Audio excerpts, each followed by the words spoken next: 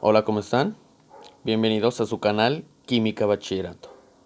En esta ocasión abordaremos el tema de la transferencia de calor. La transferencia de calor es el proceso físico de propagación del calor entre distintos medios cuando existe un gradiente térmico. La subdisciplina de la física que estudia estos procesos se llama termodinámica. Recordemos que el calor es una forma de energía asociada al movimiento de los átomos, moléculas y otras partículas en la materia, es decir, a su energía cinética. Un gradiente térmico ocurre entre dos sistemas que tienen distinta cantidad de calor. Siempre que exista una diferencia de calor entre sistemas, este tenderá a transferirse a través de los medios disponibles. Cuando estos sistemas se ponen en contacto, se permite el flujo de calor del punto de mayor energía al de menor energía, es decir, del punto de mayor calor al de menor. Este proceso no se puede detener, solo ralentizar con barreras aislantes. Este proceso se detendrá cuando ambos sistemas se encuentren en equilibrio térmico. Producto de este intercambio, se producen cambios en la presión, la temperatura y el volumen en los sistemas. La transferencia de calor en cuanto a su generación, uso, conversión, almacenamiento e intercambio son aprovechados por la ingeniería térmica. Dependiendo de los sistemas involucrados, dicha transferencia puede darse por tres maneras: por conducción, convección y radiación. Se llama conducción a la transferencia de calor mediante el contacto directo entre partículas de un material con las de otro. En este proceso, la materia no se transfiere entre los cuerpos. Se puede dar entre sistemas sólidos, líquidos y gaseosos, además de sus combinaciones. La cantidad de calor que se transfiere mediante la conducción está determinada por la ley de Fourier, según la cual la velocidad de transferencia del calor a través de un cuerpo es proporcional al gradiente de temperatura que exista en él. Como ejemplo, tenemos el calentamiento de una barra de hierro. La barra de hierro se calienta directamente a la flama. ¿Cómo es de que, al pasar un tiempo, toda la barra de hierro está caliente? Sí, el único punto que se está calentando es un extremo. Esto se da gracias a la conducción. El átomo que se calienta directamente a la flama le transfiere el calor o le transfiere su energía al que está a un lado de él. Y este, a su vez, va a continuar como una cadena, para que al final toda la barra de hierro esté caliente. Algo importante a recalcar es que el átomo que se calienta directamente a la flama no es el átomo que lleva el calor hasta el otro extremo de la barra. Solamente pasa calor al átomo que está a un lado. De esta manera, siempre el flujo va a ser de donde hay más energía a donde hay menor energía. Otro ejemplo es cuando caminamos en el piso descalzos. Normalmente tenemos una sensación de frío, pero ¿por qué se da esta? Se da porque hay una transferencia de calor entre nuestros pies y el piso. ¿De dónde fluye el calor? Si el piso tiene menor energía, quien va a absorber el calor de los pies es el piso, por lo que nosotros decimos que tenemos frío. En el caso contrario, si el piso fuera el que tuviera mayor cantidad de calor, sentiríamos una sensación de que nos estamos quemando los pies. Esa es la diferencia. Siempre se da porque hay una transferencia de calor con contacto directo, por lo tanto, por conducción. La transmisión de calor por convección es la transferencia de calor debida al movimiento molecular de un fluido líquido o gaseoso.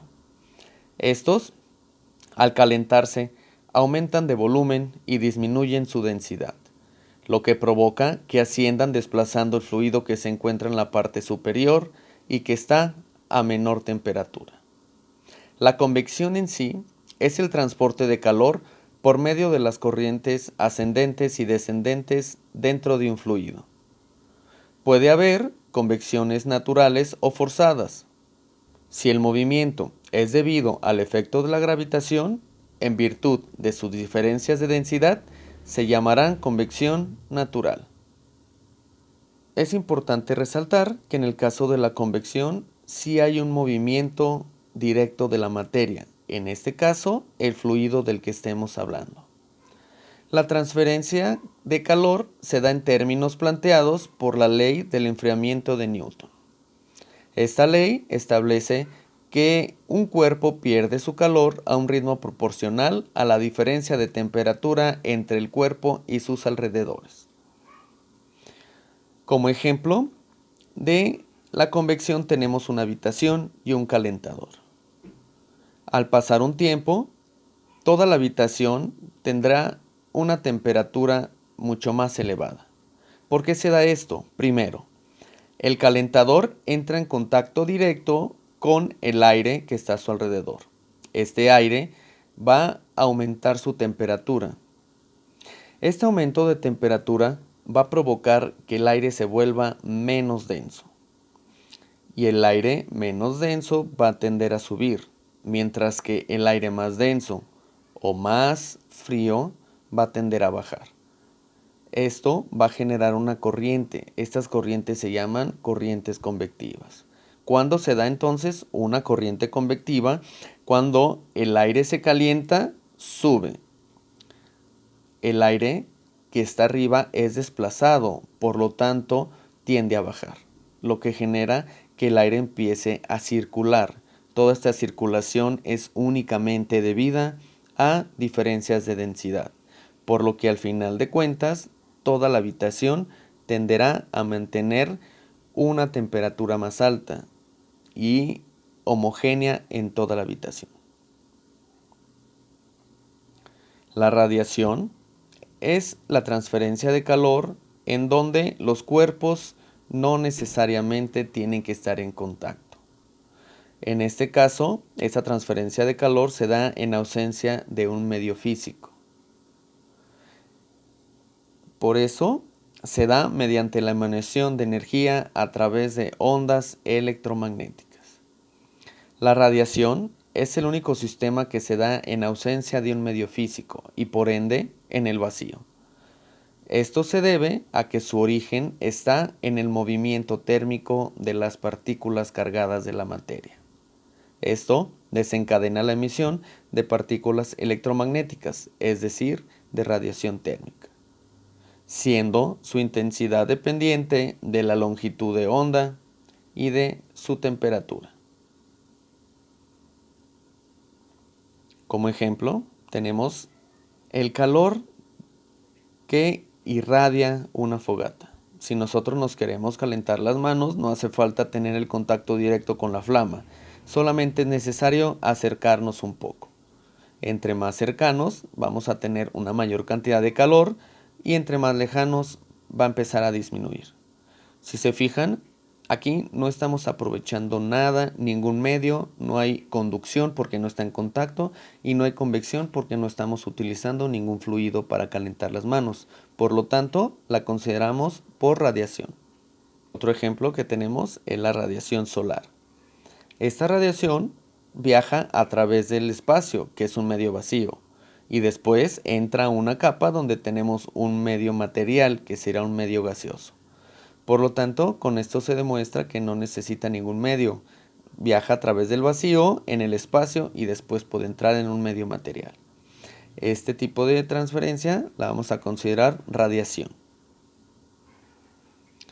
Para finalizar, les muestro un cuadro donde van a estar las principales características de los tres medios para la transferencia de calor. Primero, la conducción se da por contacto directo de materia. En este proceso no se da ninguna transferencia de materia y se puede dar entre medios sólidos, líquidos y gaseosos. La convección se da gracias al movimiento molecular de un fluido líquido o gaseoso. En este caso, Se generan corrientes ascendentes y descendentes en los fluidos por diferencias de densidades. Para terminar, tenemos la radiación. Se da en ausencia de un medio físico y es generada por ondas electromagnéticas. A continuación, les dejo como análisis para sus casas la siguiente imagen. En este caso, nosotros tenemos que la casa se calienta por los 3 métodos de conducción de calor. Pongan atención, analícenlo en casa. Si tuvieran alguna duda, si tienen algún comentario, escríbanme por favor. Otro ejemplo que les voy a dejar para su análisis es el siguiente. Pareciera que las manos se calientan de la misma manera. Pero si nosotros analizamos bien esta imagen, tenemos que en uno de los casos se da por convección y en el otro por radiación. Realicen su análisis y escríbanme y díganme cuál método pertenece a cada imagen. Espero que les haya gustado este video. Recuerden que estamos tratando de hacer videos cortos, breves, sencillos, para que sean de más fácil comprensión y para que los utilicen para prepararse para algún examen o para realizar alguna tarea importante. Si les gustó la información, denle like, suscríbanse. No olviden compartir esto con sus compañeros de clase. Hasta luego.